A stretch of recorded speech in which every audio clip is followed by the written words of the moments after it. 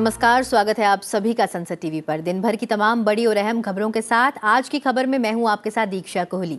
अगले आधे घंटे में होंगी देश और दुनिया की तमाम बड़ी खबरें, राज्यों की सुर्खियों और मौसम के हाल पर भी डालेंगे नजर।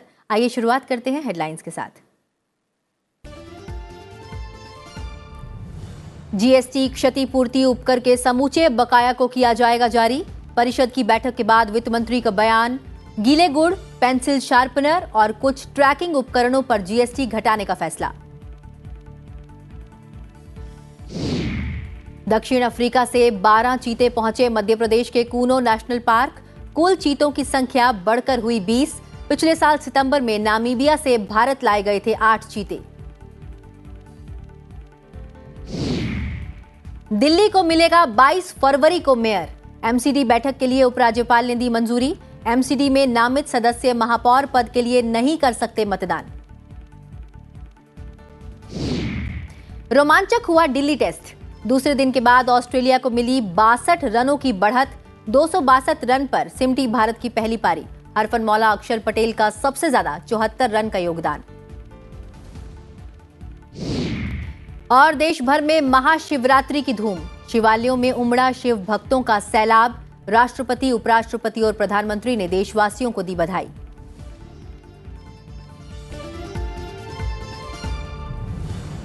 और अब खबरें विस्तार से। जीएसटी से संबंधित मामलों में निर्णय लेने वाले शीर्ष निकाय जीएसटी परिषद ने तरल गुड़, पेंसिल शार्पनर और चुनिंदा ट्रैकिंग उपकरणों पर जीएसटी की दर में कटौती करने का निर्णय लिया है। केंद्रीय वित्त मंत्री निर्मला सीतारमण ने जीएसटी परिषद की 49वीं बैठक खत्म होने के बाद यह जानकारी दी। इसके साथ ही उन्होंने कहा कि जून के 16,982 करोड़ रुपए समेत जीएसटी क्षतिपूर्ति के सारे बकाया का जल्द भुगतान कर दिया जाएगा।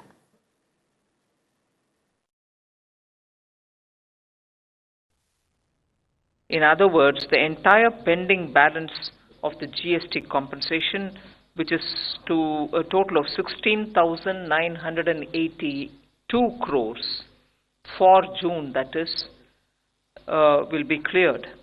And although this amount is not really available in the compensation fund as of today, we have decided to release this amount from our own resources, and the same amount will be recouped from the future compensation cess collection. वित्त मंत्री ने कहा कि GST परिषद ने नियत तिथि के बाद वार्षिक जीएसटी रिटर्न भरने पर विलंब शुरू को युक्तिसंगत बनाने का निर्णय लिया है। इस बैठक में निर्मला सीतारमण के अलावा राज्यों और केंद्र शासित प्रदेशों के वित्त मंत्रियों और विभिन्न वरिष्ठ अधिकारियों ने भी शिरकत की। So we are reducing the GST rate on RAB, which is liquid jaggery, from 18 to nil or 5%. Nil if it is loose, or if it is pre-packaged and labeled, it will be 5%. On pencil sharpeners, GST on pencil sharpeners, because we wanted to rationalize it, has come down now, today's decision, from 18 to 12%. केंद्रीय गृह मंत्री अमित शाह ने कहा है कि नरेंद्र मोदी सरकार के कार्यकाल में कश्मीर में आतंकवाद, उत्तर पूर्व में उग्रवाद और वामपंथी उग्रवाद से हिंसा की घटनाओं में 80% की कमी देखी गई है। नागपुर में लोकमत मीडिया समूह के संस्थापक, संपादक और स्वतंत्रता सेनानी जवाहरलाल दर्दा के जन्म शताब्दी समारोह और अखबार के मराठी संस्करण के स्वर्ण जयंती समारोह के अवसर पर आयोजित कार्यक्रम को केंद्रीय गृह मंत्री अमित शाह ने संबोधित किया। अमृतकाल के 3 बड़े उद्देश्य बताते हुए अमित शाह ने कहा कि पहला लक्ष्य मौजूदा पीढ़ी के समक्ष स्वतंत्रता सेनानियों के बलिदान को प्रदर्शित करना है। उन्होंने कहा कि दूसरा उद्देश्य देश में 75 वर्ष में हुई प्रगति को जनता के समक्ष रखना है। वहीं तीसरा उद्देश्य भारत को अगले 25 वर्ष में सभी क्षेत्रों में शीर्ष पर पहुंचाना है। दुनिया के अर्थतंत्रों की तालिका में वही इंग्लैंड जिसने 150 साल तक हम पर शासन किया, उसको दुनिया के अर्थतंत्रों की तालिका में से 5वें नंबर पर से हटाकर भारत 5वें नंबर पर आया। ये बहुत बड़ी हमने किसी भी प्रकार के अहंकार के बगैर ये 75 साल में अपने पुरुषार्थ, प्रजाकीय पुरुषार्थ से दुनिया के सामने अपने आप को सिद्ध किया है। प्रतिबंधित संगठन पीएफआई यानी पॉपुलर फ्रंट ऑफ इंडिया की गैरकानूनी गतिविधियों से जुड़े एक मामले में एनआईए ने आज राजस्थान में 7 स्थानों पर छापेमारी की। कोटा में 3 स्थानों पर और माधोपुर, भीलवाड़ा, बूंदी और जयपुर जिलों में एक एक स्थान पर छापेमारी की गई। ये छापे संदिग्धों के आवासीय और वाणिज्यिक परिसरों पर मारे गए। छापेमारी के दौरान डिजिटल उपकरण, एक एयरगन, धारदार हथियार और दस्तावेज जब्त किए गए। छापेमारी उस मामले में आगे की कार्रवाई के तहत की गई जो एनआईए ने पिछले साल 19 सितंबर को विश्वसनीय सूत्रों से ये जानकारी मिलने के बाद दर्ज की थी। मामले में आगे जांच जारी है।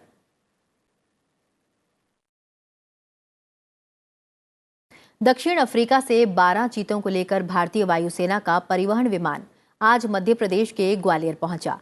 यहां से उन्हें हेलीकॉप्टर से श्योपुर जिले के कूनो राष्ट्रीय उद्यान ले जाकर अलग अलग बाड़ों में छोड़ा गया। इन 12 चीतों में 7 नर और 5 मादा हैं। इन चीतों को शामिल किए जाने के साथ ही कूनो राष्ट्रीय उद्यान में कुल चीतों की संख्या बढ़कर 20 हो गई है। पिछले साल सितंबर में नामीबिया से 8 चीते भारत लाए गए थे।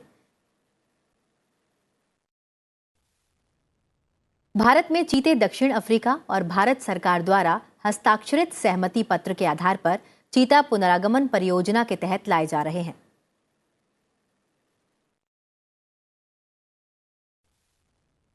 सहमति पत्र दोनों देशों के बीच सहयोग की सुविधा प्रदान करता है ताकि भारत में चीतों की सुरक्षित और सक्षम संख्या विकसित करने, संरक्षण को बढ़ावा देने और यह सुनिश्चित करने की विशेषज्ञता को साझा और इनका आदान प्रदान किया जाएगा। इसके अलावा क्षमता निर्माण से चीता संरक्षण को बढ़ावा दिया जाएगा। इसमें मानव, वन्यजीव, संघर्ष समाधान, वन्यजीवों को पकड़ने, दूसरे स्थान पर बसाने और दोनों देशों में सामुदायिक भागीदारी का संरक्षण शामिल है। हमारे साइंटिस्ट, फॉरेस्ट के ऑफिसर्स ने जो योगदान दिया है, विशेष रूप से मध्य प्रदेश सरकार ने जिस प्रकार से एक परियोजना को शुरू करते हैं के साथ साथ पूरा करने के लिए एक अनुशासन का पालन करना होता है, उसको पूरा किया है। सब प्रकार की सुविधाएं उपलब्ध कराई हैं और इसके साथ ही साथ ये जो प्रोजेक्ट 2 में जिस प्रकार से माननीय मुख्यमंत्री जी ने कहा, भारतीय वायुसेना ने अपना एक हम लोगों को वॉलंटरी ऑफर दिया। वो लोग, उनके पायलट्स गए साउथ अफ्रीका से, वायुसेना के लोग यहाँ लेकर के आए, फिर यहाँ उनके हेलीकॉप्टर से लेकर के आए। तो भारतीय सेना पर्यावरण के प्रति उन्होंने जो अपना एक महत्वपूर्ण योगदान दिया, हम उनका भी हृदय से आभार व्यक्त करते हैं। पहले जो चीते आए वो इस वातावरण में पूरी तरह से ढल चुके हैं, स्वाभाविक जीवन जी रहे हैं।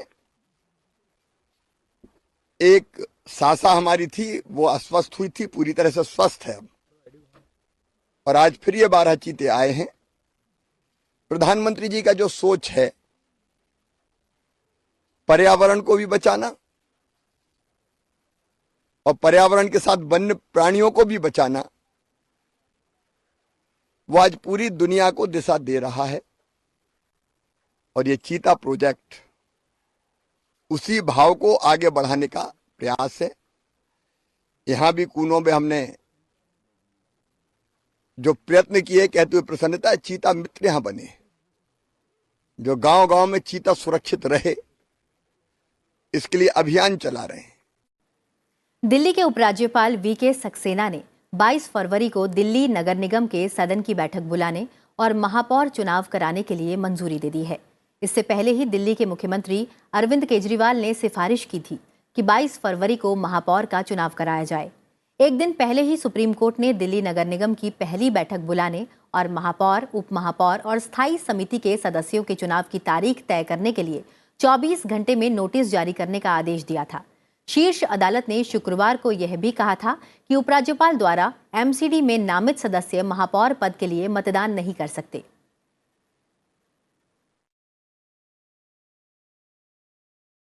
उपराष्ट्रपति जगदीप धनखड़ शनिवार को गुजरात के कच्छ टेंट सिटी धोर्डो पहुंचे, जहां गुजरात सरकार में मंत्री जगदीश विश्वकर्मा समेत कई गणमान्य व्यक्तियों ने उनका स्वागत किया।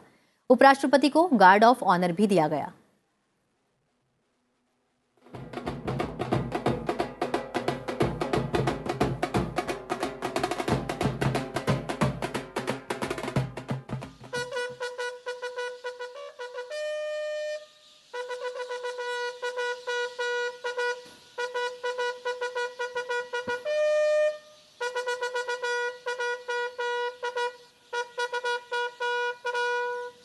निरीक्षण के लिए हाजिर है श्रीमान।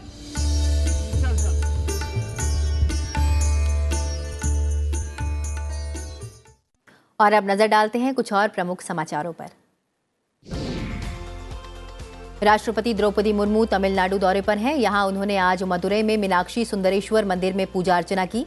मंदिर की ओर से उनका पूरा सम्मान किया गया। संयुक्त राष्ट्र में भारत की स्थायी प्रतिनिधि रुचिरा कंबोज को संयुक्त राष्ट्र के सामाजिक विकास आयोग के 62वें सत्र का अध्यक्ष चुना गया है। सीमा सुरक्षा बल ने पंजाब के गुरदासपुर में भारत और पाकिस्तान के बीच अंतर्राष्ट्रीय सीमा के पास पाकिस्तानी तस्करों से मुठभेड़ के बाद 20 पैकेट हेरोइन के साथ हथियारों और कारतूस का जखीरा बरामद किया।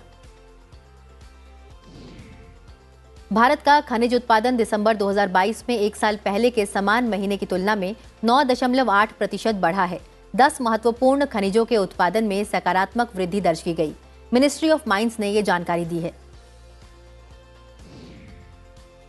उत्तराखंड के उच्च गढ़वाल हिमालय में स्थित विश्व प्रसिद्ध केदारनाथ धाम के कपाट 6 महीने के शीतकालीन अवकाश के बाद इस वर्ष 25 अप्रैल को श्रद्धालुओं के लिए खोल दिए गए। श्री बद्रीनाथ केदारनाथ मंदिर समिति की ओर से ये जानकारी दी गई। पाकिस्तान के शहर कराची में हथियारबंद आतंकवादियों ने पुलिस प्रमुख कार्यालय पर हमला कर दिया। इसके बाद सुरक्षाकर्मियों और हमलावरों के बीच शुरू हुई भीषण गोलीबारी में 3 आतंकवादी और 4 अन्य लोग मारे गए।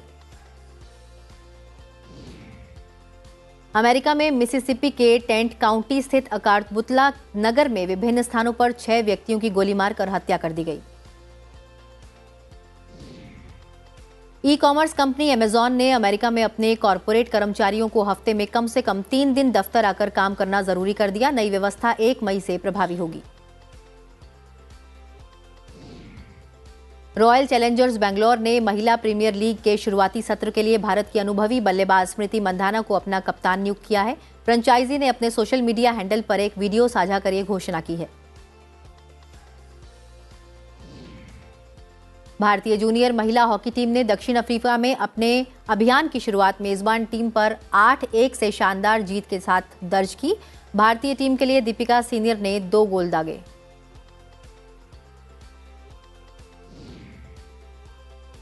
और आज की खबर में वक्त हो चला एक छोटे से ब्रेक का। जल्द हाजिर होंगे, बने रहिए सनसद टीवी के साथ।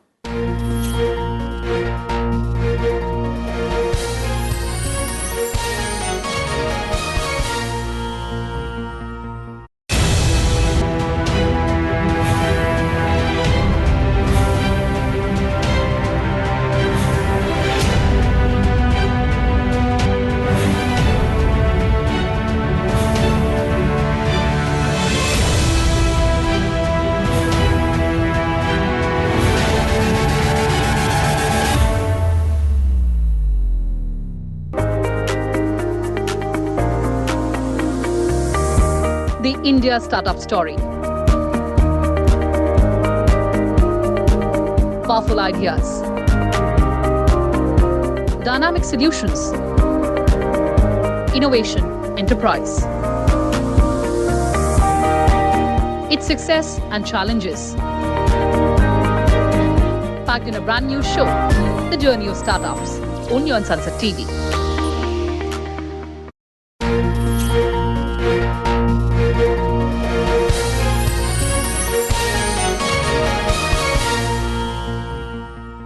ब्रेक के बाद एक बार फिर आप सभी का स्वागत है। आप देख रहे हैं आज की खबर। बढ़ते हैं आगे और अब नजर डालते हैं राज्यों से जुड़ी हुई खबरों पर।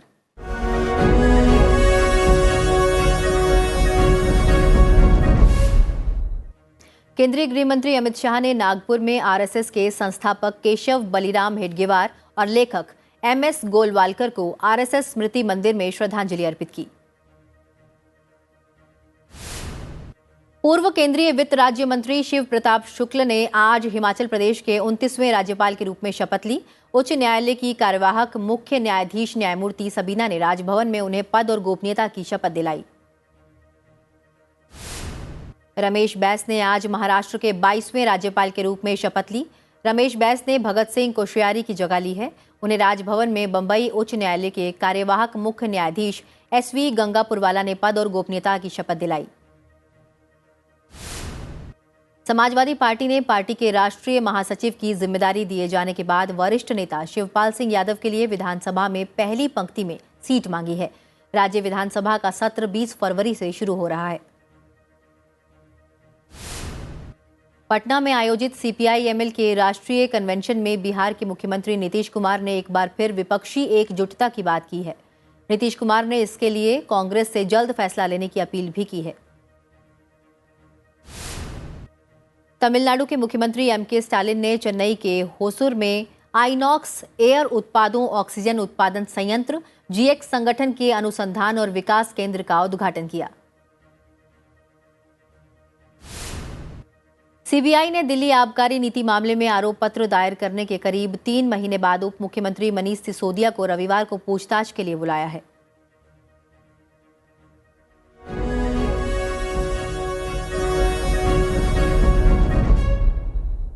विदेश मंत्री डॉक्टर एस जयशंकर ने सिडनी में ऑस्ट्रेलिया के प्रधानमंत्री एंटनी अल्बानीज के साथ मुलाकात की। उन्होंने दोनों देशों के बीच सामरिक भागीदारी से संबंधित हाल के घटनाक्रम से अवगत कराया। चर्चा में दोनों देशों के बीच सामरिक भागीदारी की पूर्ण भावना उभर कर सामने आई। विदेश मंत्री ने ऑस्ट्रेलिया के प्रधानमंत्री को प्रधानमंत्री नरेंद्र मोदी की शुभकामनाएं संदेश भी दी। इससे पहले विदेश मंत्री ने सिडनी बिजनेस ब्रेकफास्ट कार्यक्रम में बातचीत की, जहां उन्होंने इस बात पर जोर दिया कि आज के वैश्विक परिदृश्य में समान विचारधारा वाले देशों को अर्थव्यवस्था को जोखिम से मुक्त करने के लिए एक साथ काम करने और डिजिटल दुनिया की चुनौतियों का सामना करने और अर्थव्यवस्था के लिए स्थिरता प्रदान करने वाले संबंधों के निर्माण की आवश्यकता है। There have been question marks. I mean, we can debate it's a good thing or a bad thing, but it doesn't matter. It's happening, and it's necessary for countries like India and Australia here to work more closely to shape the direction in which the world is going. But there's a much more immediate context, and the context is especially that of the last 3 years. There was already this transition going on, and there were, I think, trade concerns, there were financial concerns, and then came the COVID. And the impact of the COVID has been devastating on the world economy. Perhaps we in India and Australia feel it much less.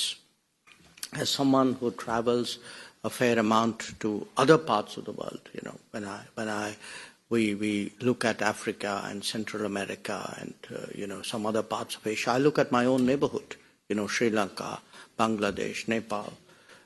We can see really how much damage, economic damage, social damage, psychological damage the COVID has done. और अब खबर खेल के मैदान से।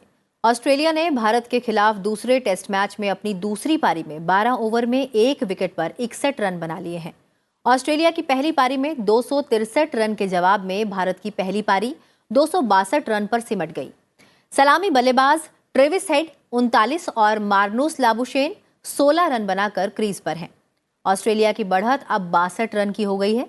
इससे पहले भारत ने ऑस्ट्रेलिया के खिलाफ दूसरे टेस्ट मैच के दूसरे दिन अपनी पहली पारी में 83.3 ओवर में 262 रन बनाए। टीम इंडिया पहली पारी के आधार पर ऑस्ट्रेलिया से 1 रन पीछे रह गई। भारत के लिए हरफनमौला अक्षर पटेल ने सबसे ज्यादा 74 रन का योगदान दिया।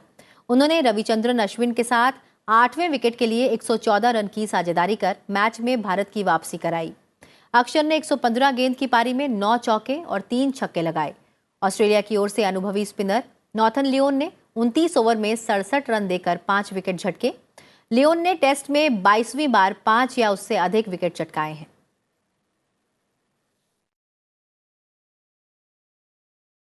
देश भर में आज महाशिवरात्रि का त्योहार पूरे जोश और उत्साह के साथ मनाया जा रहा है।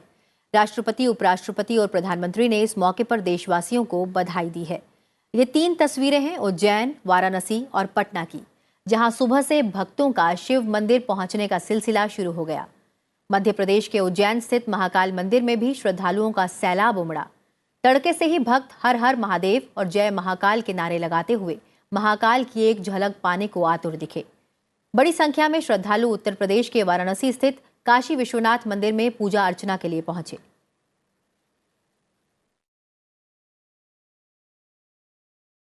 वहीं देश के अन्य शिव मंदिरों में भी भक्त दर्शन के लिए पहुंच रहे हैं। श्रद्धालुओं ने गंगा में पवित्र डुबकी भी लगाई। उधर प्रयागराज में श्रद्धालु संगम पर पवित्र स्नान के लिए पहुंचे। दिल्ली समेत देश भर में मंदिरों को सजाया गया है और लोग पूजा अर्चना के लिए सुबह से ही मंदिर पहुंच रहे हैं।